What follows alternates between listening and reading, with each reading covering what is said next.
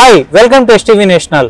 ప్రస్తుతం మనం ఎన్సీఆర్సీ వాళ్ళు కండక్ట్ చేస్తున్నటువంటి world consumer rights day event లో ఉన్నాం. ప్రస్తుతం మనతో బాలకృష్ణ గురుస్వామి గారు ఉన్నారు. బాలకృష్ణ గురుస్వామి గారు గోని జాతీయ జంతువుగా గుర్తించాలని భారతదేశంలో చాలా సుదూర ప్రాంతాలు పాదయాత్ర చేసుకుంటా ఢిల్లీకి చేరుకొని ఇక్కడ తన మూవ్మెంట్ ని ఇనిషియేట్ చేశారు. ప్రస్తుతం బాలకృష్ణ గురుస్వామి గారు మనతో ఉన్నారు. సార్ నమస్తే. నమస్తే అండి, జై గోమాత.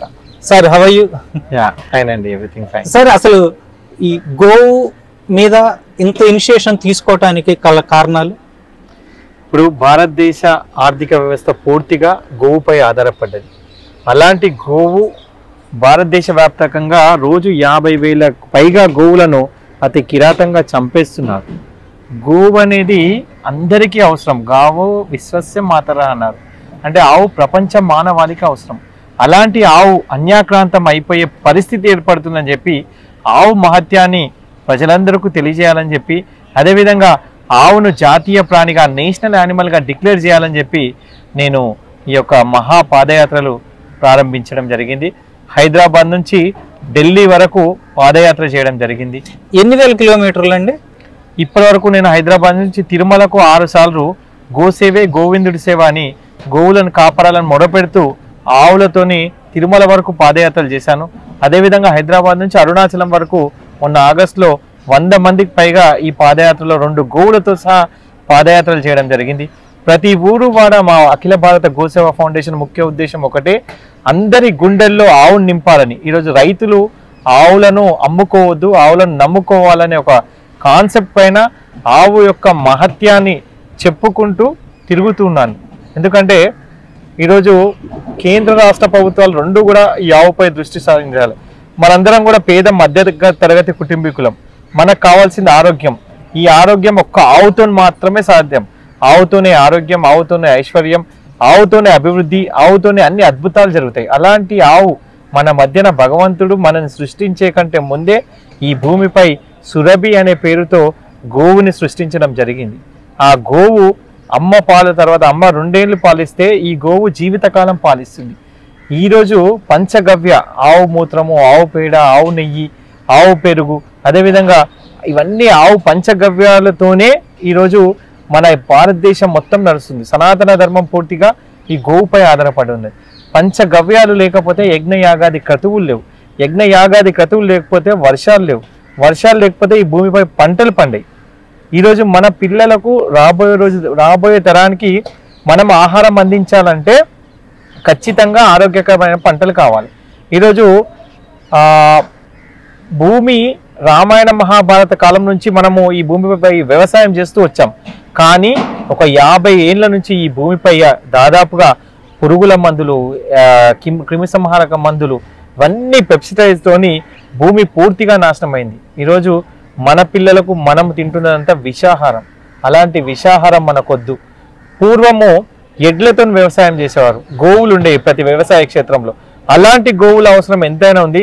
రేపు మన పిల్లల భవిష్యత్ తరానికి ఆరోగ్యం ఇవ్వాలంటే మనందరం కూడా గో ఆధారిత వ్యవసాయంతో చేసిన పంటలను ఆ పిల్లలకు తినిపిస్తేనే వారు ఆరోగ్యవంతులుగా ఉంటారు, 100 సంవత్సరాలు బతుకుతారు. ఈరోజు పిల్లల పరిస్థితి ఆగమ్య గోచరంగా తయారైంది. ఎందుకంటే తింటున్న ఆహారం విషపూరితంగా ఉండడం వల్ల హార్మోన్ ఇన్బ్యాలెన్స్ ఏర్పడుతుంది. అదేవిధంగా పెళ్ళైన వారికి ఎవరికి కూడా 10 ఏళ్ళ వరకు పిల్లలు పుట్టే పరిస్థితి లేదు. ఫర్టిలిటీ సెంటర్లు విడుస్తున్నాయి పుట్ట గొడుగుల్లాగా. మనకు కావాల్సిన ఆరోగ్యాన్ని ఆక్సిజన్ కోసం మనం వెంపర్లాడి కరోనా లాంటి మహమ్మారి అప్పుడు ఆక్సిజన్ ఇచ్చే గోవులను మనం దూరం చేసుకున్నాం. ఈ గోవు అనేది ఎక్కడ ఒక మతానికి చెందింది కాదండి. ఇది హిందూ మతానికి చెందింది కాదు. ఇది గోవు అనేది యూనివర్సల్. హిందువుకైనా, ముస్లింకైనా, క్రిస్టియన్కైనా అందరికి కూడా ఒకే రకమైన పాలన ఇస్తుంది గోవు. అలాంటి గోవు అవసరం ఖచ్చితంగా మనందరికీ ఉన్నది. ఎక్కడైతే ఆవు గిత్తలు ఈ భూమిపై పడతాయో అక్కడ వైబ్రేషన్స్ మొదలవుతాయి. ఆవు పేడ ఈరోజు కరోనాకు మనం కరోనా వైరస్కు వ్యాక్సినేషన్ ఇచ్చి ఒక ఆహారంగా దానికి ఒక సపోర్ట్ చేసాం. కానీ ఈ భూమికి ఆహారమే గోమూత్రము, గోమయం, ఆవు పేడ. ఆ భూమికి ఆహారం ఇస్తే భూమి స్ట్రెంథెన్ అవుతుంది. ఏ పురుగుల మందులు వ్యవసాయంలో ఎలాంటి క్రిమిసంహారక మందులు వాడకుండా వ్యవసాయం చేసి అలాంటి ఆరోగ్యకరమైన పంటలు మన పిల్లలకు అందిస్తే మనకు కూడా తింటే 18 గంటలు పనిచేసే శక్తి వస్తుంది.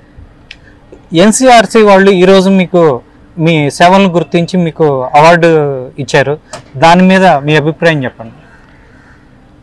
వాస్తవంగా అవార్డు పైన సంతోషం కాదు, ఇది అవేర్నెస్ రావాలన్న ఆలోచన. అవార్డుల కోసమో రివార్డుల కోసమే మేము గోవు కోసం చేస్తలేము. ప్రజలందరూ కూడా ఈరోజు ఢిల్లీ వరకు నేను ఇక్కడ రావడంతో ఇక్కడ ఎంతో మందికి గోవుతో నేను షేర్ చేసుకోవడంలో చాలా ఆనందపడుతున్నాను. ఇప్పుడు మీ ద్వారా, మీ ఎస్టీవీ నేషనల్ ద్వారా నేను చాలా సంతోషపడుతున్నాను. ఏంటంటే మీ ద్వారా రేపు ప్రజలకు గోవు కోసం, గోవు మహత్యం తెలుస్తుంది, వాళ్ళు ఆరోగ్యంగా ఉంటారు. ఎందుకంటే ఈరోజు క్యాన్సర్ లాంటి మహమ్మారి కూడా ఒక గోమూత్రంతో పూర్తిగా నయమైన దాఖలాలు ఉన్నాయి.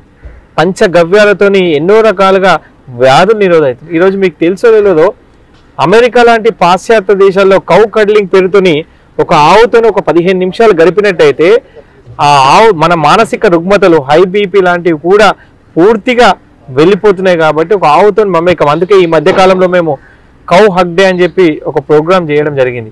ప్రతి ఒక్కరు మీ ప్రాంతాల్లో ఉన్న గోశాల దగ్గరికి, ఆవుల దగ్గరికి వెళ్ళి ఒక ఆవుతో 15 నిమిషాలు 20 నిమిషాలు గడిపినట్టయితే మీకున్న సమస్యలు, మానసిక రుగ్మతలు పూర్తిగా ఇది ఆవు అనేది వర్షిప్ చేయమని మేము ఎవరికి చెప్తలేము. అనేది సైంటిఫిక్గా ప్రూఫ్ అయినది. ఆవు మూత్రం కానీ, ఆవు పేడ కానీ, పంచగవ్యాలు కానీ సైంటిఫిక్గా ప్రూవ్ అయినది. ఇది ఆరోగ్యం. ఇలాంటి ఆరోగ్యం ప్రజలందరికీ అందించాలన్నదే మా ఉద్దేశం. దానికోసమే ఊరు వాడ పాదయాత్రలు చేస్తూ ప్రతి ఊర్లో ఆవు మాత్యాన్ని చెప్పుకుంటూ తిరుగుతున్నాను. ఇంకా ఫర్దర్గా మీరు ఎటువంటి యాక్టివిటీస్ చేయాలనుకుంటున్నారు?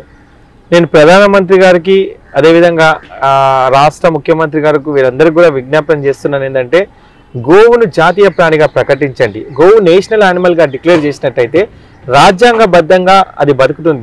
దౌర్భాగ్యం ఏంటంటే గో మాంసాన్ని, అంటే బీఫ్ ఎక్స్పోర్టేషన్లో భారతదేశము 2వ స్థానానికి చేరుకుందంటే నిజంగా చాలా బాధ అనిపిస్తుంది. మన భారతదేశం సనాతనం పూర్తిగా ఈ గోవుపై ఆధారపడింది. సకల దేవత స్వరూపం అంటాం.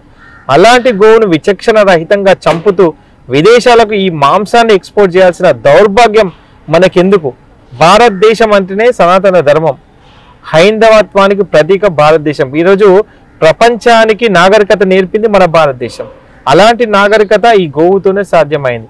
కాబట్టి అలాంటి గోవును రక్షించుకోవాలంటే నేషనల్ యానిమల్గా డిక్లేర్ చేసినట్టయితే రాజ్యాంగబద్ధంగా గోవు బతుకుతూ గోవు మనల్ని బతికిస్తుంది. అలాంటి అవసరం ఎంతైనా ఉందని, ఎందుకంటే రాబోయే తరానికి మనము మన పిల్లలకు ఈ ఆవును జూ పార్కులలో చూపించే విధంగా ఉండొద్దు. వీటిని మనం సంరక్షించుకోవాల్సిన బాధ్యత ప్రతి ఒక్కరిపై ఉన్నదని చెప్పి ఈ సందర్భంగా తెలియజేస్తున్నాను. Thank you sir. Thank you very much. జై గోమాత.